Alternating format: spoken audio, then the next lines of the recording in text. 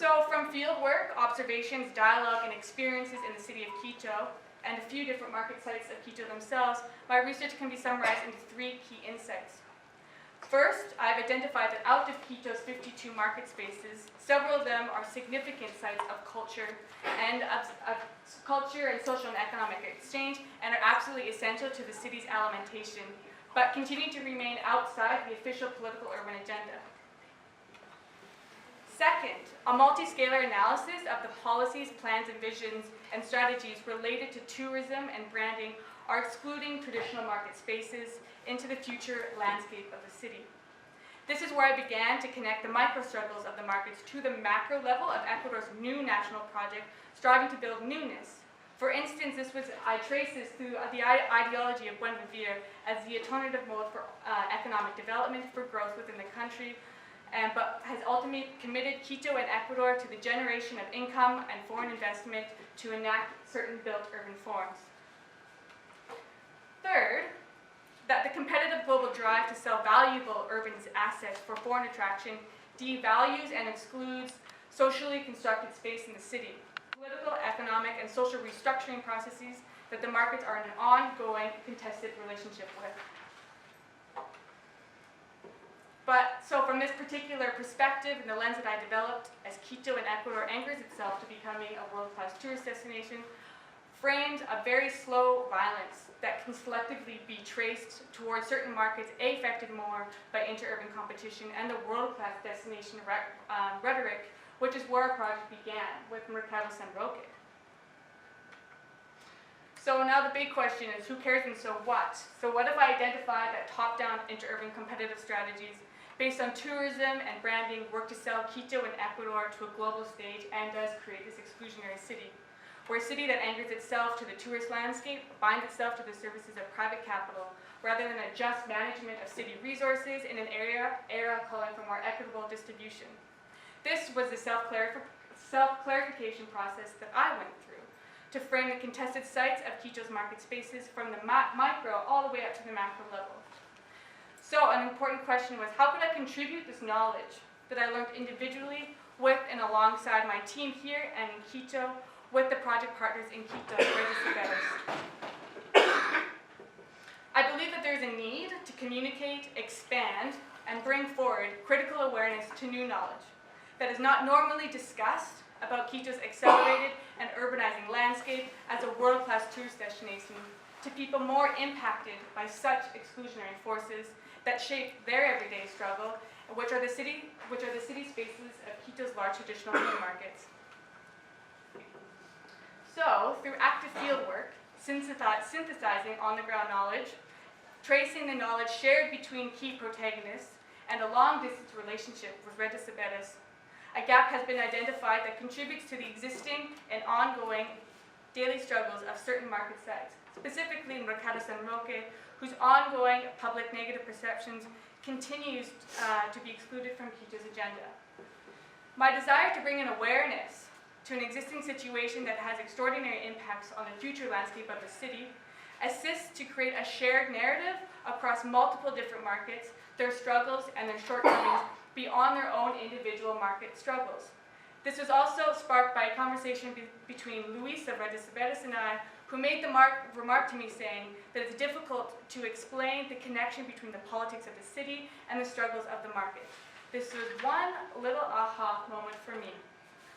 So however, given that this collective thesis project deals with a matter of distance between Quito and New York City, and a personal language barrier for me, it was necessary for me to understand how to enter into a particular urban political context and situate a design proposition from afar. So how do I intervene and position myself realistically? Given our on-the-ground connection with Redes Iberes, they became my ideal entry point to propose a new visual design tool. This is because they have the on-the-ground contact with the market leaders and grassroots organizations connected to my fieldwork, such as Mercado San Roque, Mercado Mayorista, Frente de Defensa, and other grassroots organizations, such as Cocomatai, where Victor Sanchez, who works for. So as an urbanist and designer working from New York City, my small contribution is to bring forward a critical and visual narrative as a pedagogical tool to support Redisabeta's existing work within Quito's markets as contested spaces in order to contribute to an existing struggle and an emerging solidarity network between the individual market spaces. So how do you even make people aware of a situation that is shaping their present future city and ultimately their future market spaces? And how do you engage people in a process where there is no defined outcome? This is an approach that needs to be handled in a very particular way, and one way forward that I thought was appropriate was through storytelling. I call this the story, The Future of Two Markets, which is the pedagogical tool to enable Redisabetas to engage the markets about how their own spatial reality is connected to larger macro processes beyond local threats of neighborhood changes and individual market struggles. This tool could be used at future market meetings and/or market organized events to mediate a more controversial dialogue across multiple market organizations to frame how these macro exclusionary tourism-making processes is indeed part of a collective struggle. So using Mercado San Roque as the heart of the story, the purpose of the narrative is to convey an accessible, entertaining, yet politicizing narrative to catalyze a more controversial discussion about these macro and micro forces pertaining to everyday life. I have been greatly influenced by the incredible work of a duo from Argentina called Iconoclastistas, who make their graphic design work publicly available for anyone's use. I have used and adapted a number of their pictograms in order to talk about these different characters and conditions in the city to visualize a simple yet rich story. Importantly so, since a visual tool will be distributed to Redisabetas from a far distance, the choice of materiality of it was a significant factor for how it could easily be printed and distributed from their end. So I made the materiality that I chose was black and white, 8.5 by 11, something that could be easily printable, cheap, and an inexpensive way to print at their moment's notice for their use. And finally, the overarching outcome is to build capacities, which is that of new and constructed forms of knowledge in order to shed a quasi-light among collective imagination of the different market spaces and their organization structures. It's about how they can take matters into their own hands within Quito's rapidly urbanizing context, rather than for me to enforce an external proposition. This approach allowed me to bring forward a proposition to contribute to an existing struggle and an emerging solidarity network between individual markets. So, and even before advancing into any policy recommendations in Quito, there needs to be a heightened awareness of the strategic and exclusionary urban development plans and projects, and there is a need to begin this discussion at the macro level. So now the proposition, what hopefully you've been waiting for, and what my greatest learning and design struggle of the year has been. This is the story of the future of two markets. This is the English version that I will present to you, but obviously this definitely needs to be translated in Spanish, which I'll be working with Redisabetas after and to do future edits. So the story begins, actually, can you please have a couple of these? Yes. So the story begins with a brief introduction and a legend of characters, symbols, and conditions in order to clearly situate the processes, since I narrativized different geographical scales and a number of different actors. This includes the character of a capitalist, the political actors, the tourists, the market workers of the city, and conditions ranging from the social cleansing and investment. Then, the future of two markets moves through a narrative that has been compiled into this mini booklet. The story situates two driving forces of interurban competition, tourism, and rebranding in order to visually explain the influences penetrating exclusionary forms of urban development towards the marginalized cities districts, where I allude and try to threaten Quito's market spaces throughout the story. The narrative sequence begins at the macro level in order to trace the pressures facing Mercado San Roque and the other global agencies through to state and municipal policy, particularly looking at tourism as a key speculative force.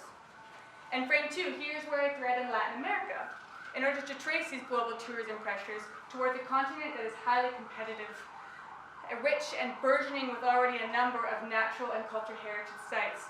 This is where Ecuador enters the story, at a time when they contest dominant modes of development and calling for a more progressive agenda. Yet, although Ecuador strives to reclaim new forms of economic and political wealth through means such as the National Plan for Buen Vivir and the change of the production matrix, as these alternative models, they cannot run nor escape the global forces. Hence the enactment of this brand new nation of Buen Vivir, and which was fought so passionately by the indigenous movements across Ecuador. But to sustain a world-class tourist destination, such development forces materialize in the country's territories, city, and especially in the capital city, where existing physical assets of considerable profitability lie. Frame 5 begins to set this narrative, where I try to convey the hunt to regenerate a city as a constant pressure towards strategically manipulating a political agenda. This is how to set up slide 6, or the frame of slide 6, to a narrative that identifies that inequity is not random. Communities want to be improved, they want to be revitalized, but not at the risk of being destroyed, displaced, or socially sanitized. Quito's historical center serves as a powerful force, since it is a space in the city, as the #1 tourist district, that camouflages these processes of disinvestment, exclusionary forms of urban development towards local community. I further dramatize this frame in 7 and 8 to project the makings of the future market spaces by visually spatializing the visible distinction between the areas of investment, the historic center, and its multiplying effects towards the settling of traditional food markets across the city and their transformations. Mercado San Roque sits within this dynamic in a tangled, slow-changing, and controversial reality, as it has been already threatened with the proposal for a 5-star hotel and renderings for future plans that strongly suggest non-community controlled revitalization development. I end with a particular frame to situate the future landscape of Quito City, a commodified landscape performed by locals merely for the benefit of the foreign user, versus the value of the active social scene of Quito's market life. The purpose of this is to frame a choice in order to imagine how the markets and their supporting organizations can play an acting role in the forces formulating the future of their city and ultimately their future markets. So this narrative framework serves to mediate and catalyze discussion between a plan for a proposed luxury hotel and more toward the greater understanding of the grounded cohesiveness of world-class tourism-making and rebranding processes. A more linear, communicable, entertaining, yet politicizing narrative that spatializes the multiple forces and political scales of interurban competitiveness could potentially enable Redes Saberes to mediate a more structured, controversial dialogue during their work and interactions with the market's daily struggles. It is one small piece to contribute to the contested struggles of Quito's public markets that have already been attempting to create a solidarity network. Thus, the underlying value of the future of two markets is for capacity building purposes and to provoke a lived experience that clarifies the present conditions and future impacts toward everyday life itself.